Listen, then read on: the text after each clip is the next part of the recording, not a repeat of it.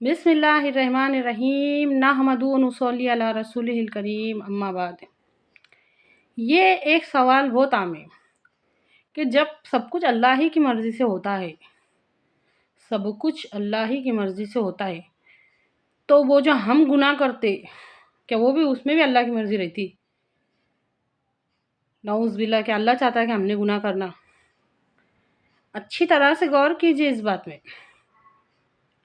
ارادہ اور اختیار یہ دو چیزیں ایسی ہیں جو لمیٹڈ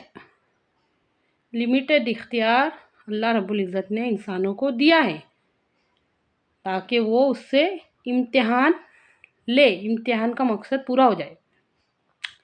مثال کے طور پہ اسکولوں میں جو پیپر ہوتے، امتحان ہوتے، ایگزام ہوتے، اگر اس کے اندر میڈم سر جو بھی رہتے وہ پرچے میں خود سوال بھی لکھے اور جواب بھی لکھے، جواب بھی وہ خود آ کے لکھے، تو پھر اسٹوڈنٹ نے کام کیا کرے؟ اچھی طرح سے سمجھے اس بات کو۔ بچوں نے کیا کرے پھر؟ اللہ رب العزت نے ارادہ اور اختیار دے کے انسانوں کا امتحان لیا، امتحان کے واسطے کہ دیکھے بندہ کرتا کیا ہے، ارادہ اور اختیار دیا ہے۔ اس کا مطلب یہ نہیں ہو گیا کہ اللہ تعالیٰ اپنی مرضی سے ہم سے گناہ کر رہا تھا، ہرگز نہیں۔ بہت غور کرنے والی بات ہے، یہ سوچنے والی بات ہے۔ یہ دو صلاحیتیں، یہ دو پاور ایسے ہیں جو انسانوں کو ملے نا، فرشتوں کو بھی نہیں ملے، وہ حکم ربی کے پابند رہتے، نافرمانی کر ہی نہیں سکتے، وہ ارادہ اور اختیار نہیں ہے ان کو کہ جو چاہے کرو۔ انسان کے 24 گھنٹوں میں سے جس میں بھی وہ جاگا رہتا، جس میں بھی وہ کوئی بھی کام کرتا، تو ہر کام میں غور کر کے دیکھو، ہر کام میں دو راہیں رہتی، چاہے تو یہ کرو، چاہے تو یہ کرو، چاہے تو اپنی مرضی چلاؤ یا تو اللہ کے حکم کو مانو، چاہے تو اپنی مرضی چلاؤ، چاہے تو اپنی مرضی پہ چلو یا پھر اللہ کے حکم پہ چلو۔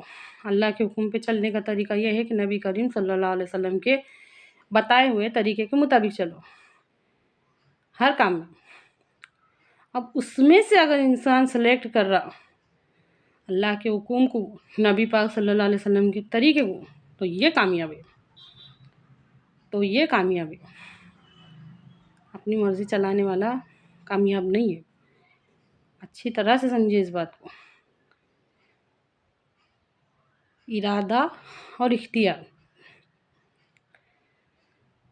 ہر سمجھ رکھنے والے انسان کو، جب وہ اللہ کے حکم کے مطابق زندگی گزاریں گے،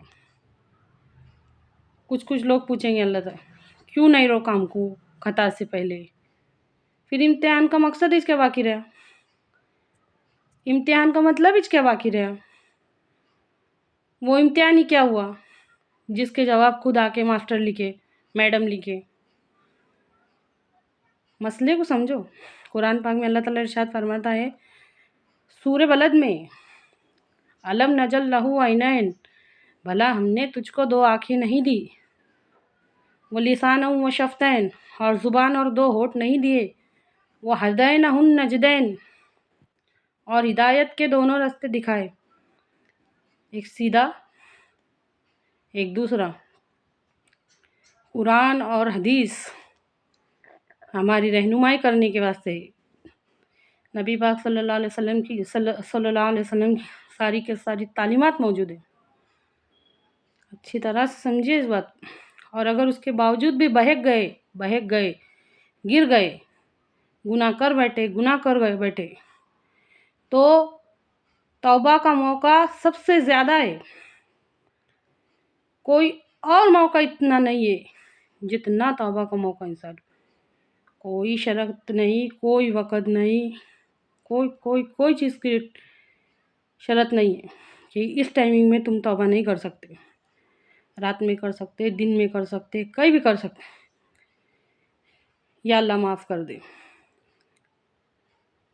ارادہ دینے کے باوجود بھی، اختیار دینے کے باوجود بھی، گناہ ہو جانے کے باوجود بھی دن میں سے 1000 موقع ایسے آتے ہوں گے جس میں انسان توبہ کر سکتا، اور پھر بھی وہ اپنے مالک کو منا کے نہ جائے تو کتنا بد نصیب ہے وہ۔ اور ایسا مالک ہے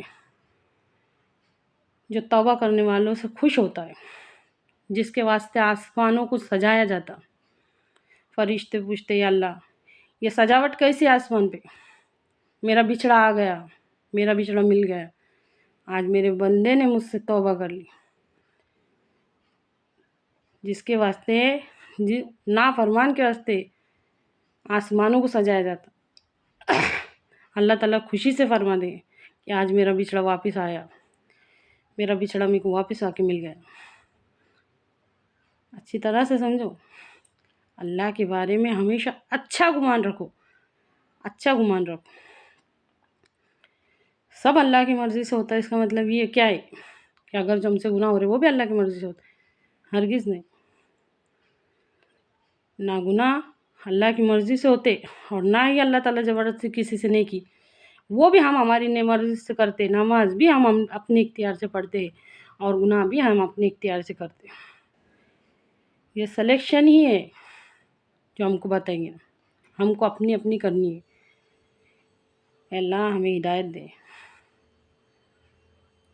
اے اللہ کہنے سننے سے زیادہ عمل کی توفیق دے، اور تو ہم سے راضی ہو جا۔